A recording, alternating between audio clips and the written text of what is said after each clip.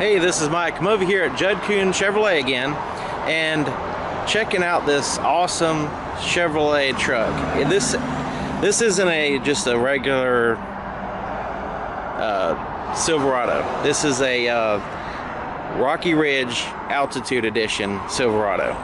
And so as you can probably see, it's a little bit higher up, and it looks just a little bit more awesome than the average Silverado you see on the road. Now, I called Rocky Ridge in Georgia and I talked to Keith, and he kind of explained that this vehicle is covered still with the factory warranty through Chevrolet, and everything on here is basically customized wheels, custom 6-inch lift, and they just kind of make the truck more awesome, I guess you could say. And so here in the front, we've got the big Chevrolet grille and the fog lights, but you also have this LED light bar here that really, I've seen a couple of them at night, and they are blindingly bright. So you know, I guess this really adds a lot of night vision. Just got to be careful, I guess, with other drivers, because it is very blinding. And you got your Rocky Ridge kind of symbol there here on the front brush guard. So this one's got a set of Mickey Thompson, like an off-road type tire, and I like the way everything, it has the Rocky Ridge badge on it, so you can tell it's a name brand that's quality, and you know, they're proud of their name brand, and they should be. Let's take a look here in the front. Let's see if you can see anything under there. But just the overall stance of this vehicle, you can just tell it's no joke. It's got the Rocky Ridge Altitude Edition badge there. Now the window sticker says altered vehicle, so it's letting you know that this is you know, this is not everything. Just because it's not on the window sticker doesn't mean it's not on here. And Keith told me that they get these trucks directly from the factory. Chevrolet ships them the vehicles, and they basically just kind of build it the way they want, depending on, you know, customer demand. And Judd Kuhn is a Rocky Ridge dealer, so I mean, if you were to buy this truck, I mean, it's lifted up and everything, but it isn't kind of like an aftermarket system, but it is all covered under warranty.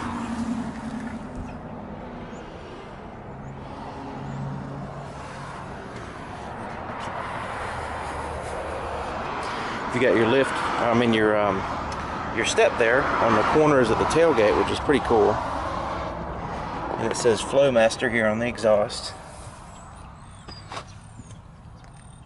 You got your towing package, and you've got your plugs for your trailer. And here's the backup camera. Now, this tailgate is like really easy to lift up and close. I mean, as you can see, I kind of released it and then kind of let go, and it just kind of slowly comes down. And then going back up is just really easy to lift up. And it is a heavy-duty tailgate. It's assisted. I have some kind of spring system in order to you know, keep you from, you know, getting a hernia trying to lift up the tailgate.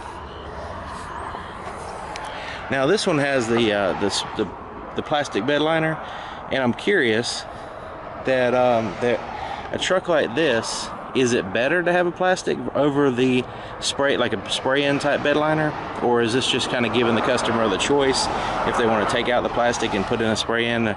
Because once you spray it, then it's kind of a done deal. But I'm just kind of curious as to if this is a better option, and that's why Rocky Ridge chose the plastic bed liner.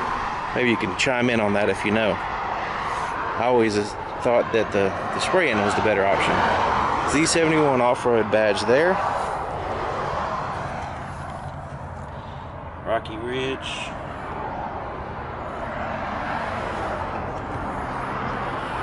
And I like this, they got these bolts right here to kind of gives you a more rugged look. There's the fuel cap. Definitely need the side step on this one. Now let's check out this back seat. Here's the inside of the back door. You got pockets everywhere, even a bottle holder there. And you've got a slush mat, kind of small one there.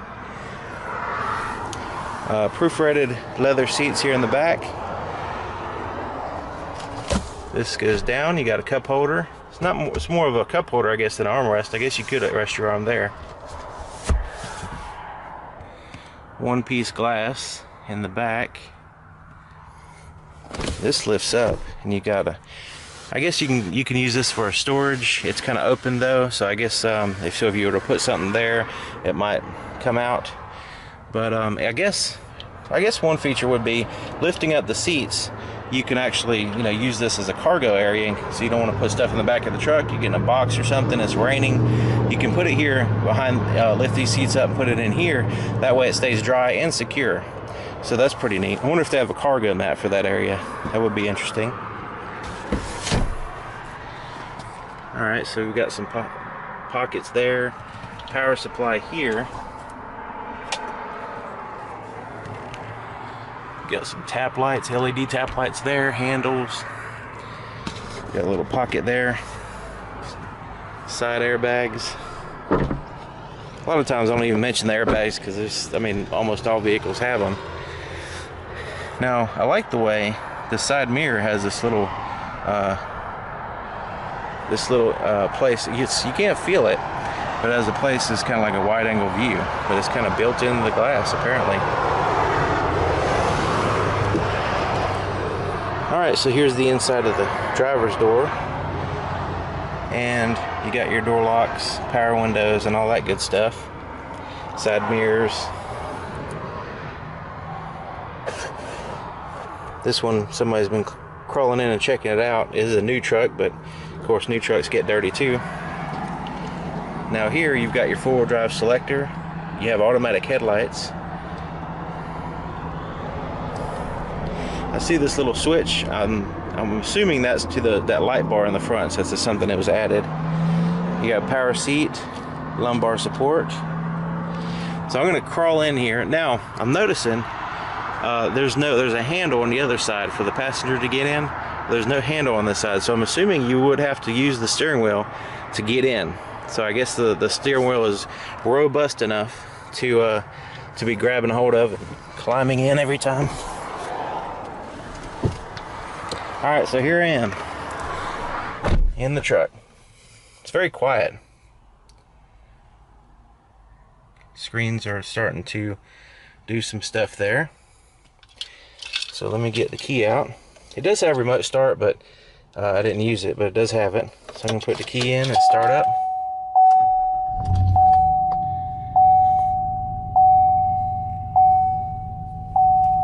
It does have a leather wrapped steering wheel with some stitching here. You have your cruise control on this side. This vehicle is in demonstration mode, connected by OnStar's high-speed 4G connection. Press the blue OnStar button to learn more.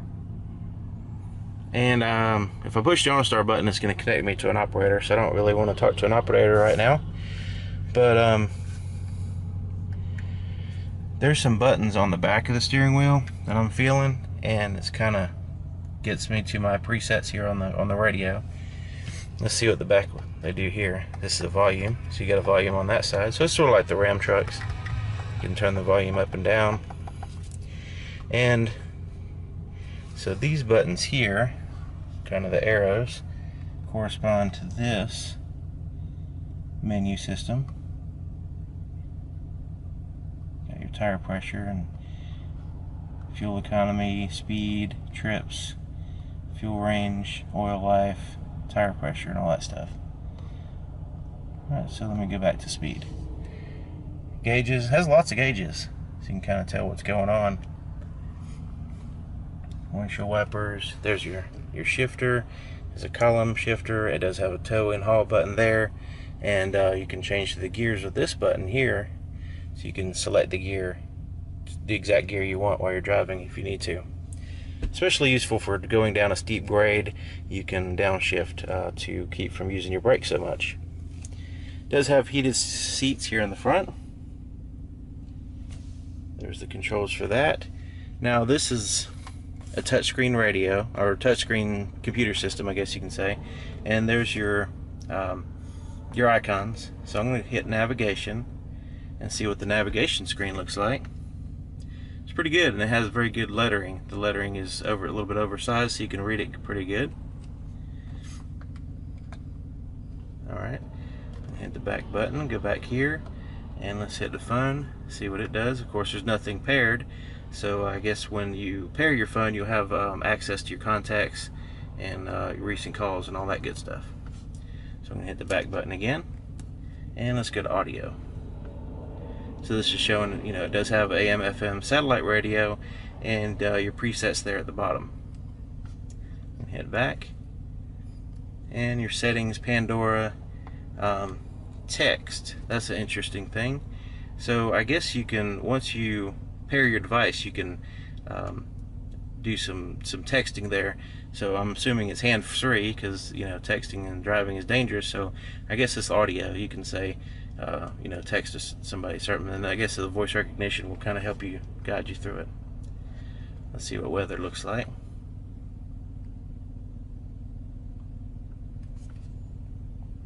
Okay, I guess it's a little bit delayed.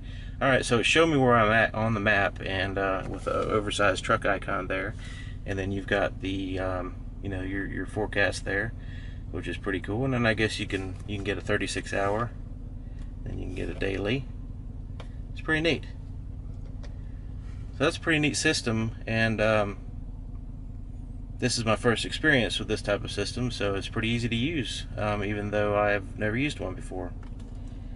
Alright, so you've got your buttons there that I was using, your volume and stuff like that, and your climate controls down here. Now it's got this dial here, and you can change the temperature, and it's an automatic type system, which is cool.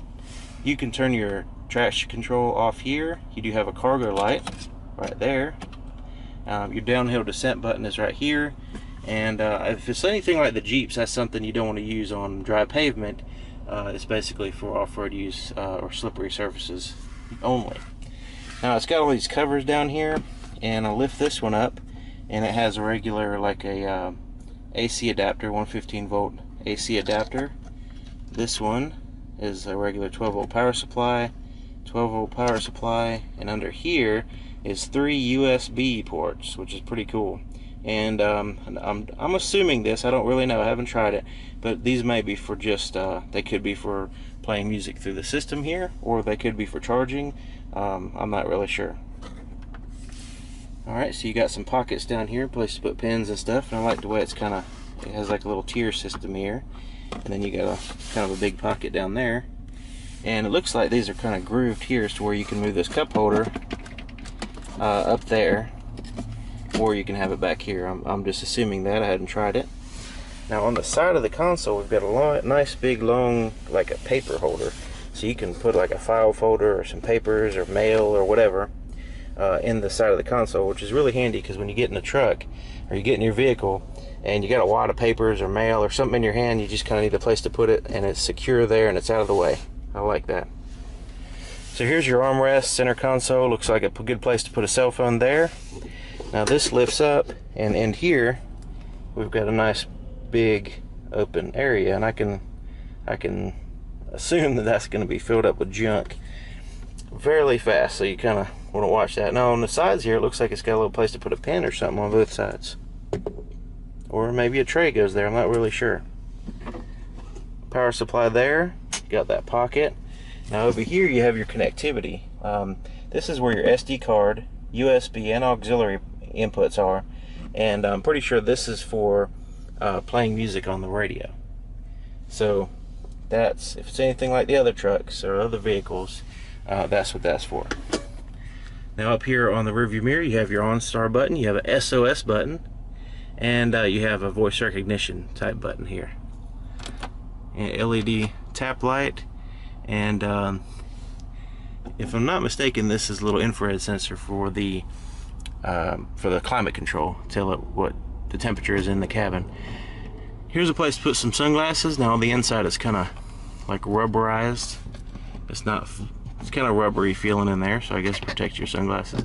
It's kind of small, so if you got like real big 70s sunglasses or something, or you know, just some, I don't know, big glasses, it may not fit in there.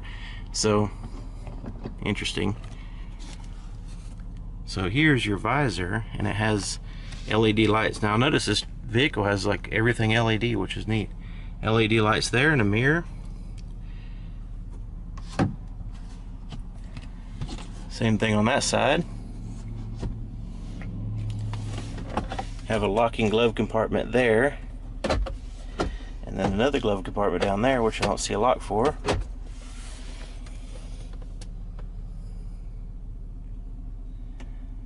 Alright, let's try to look under the hood. It's like the truck's really tall, so I'm going to try to hold the camera up so you can see. Now before I do that, let me go ahead and put it in reverse so we can see what the back camera looks like. Now there's a vehicle right behind us, but you can see the bumper pretty good, and it goes all the way from the bumper all the way up to the sky, and it's kind of a wide angle view. So that's pretty good. Very handy. Backing up, hooking up to a trailer, backing up in general. Now on the sides here, I notice there's a little bit of a blind spot on the very edge of the bumper. So if you're doing a real sharp turn, you want to check your side mirrors for sure, and then you want to do that anyway when you're backing up. But you know, I can tell that it's a little bit cut off there. All right.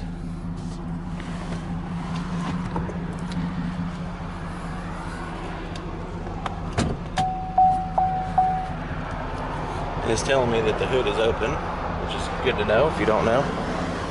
You'll know your hood's open and you can drive around and hood flapping in the breeze.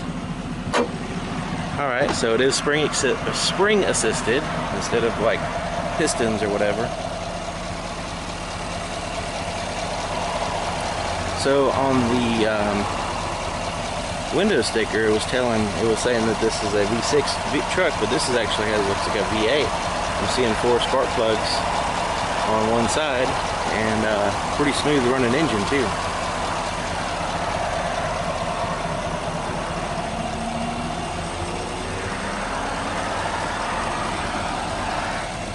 Very quiet. Let's check out the exhaust sound with the Flowmasters.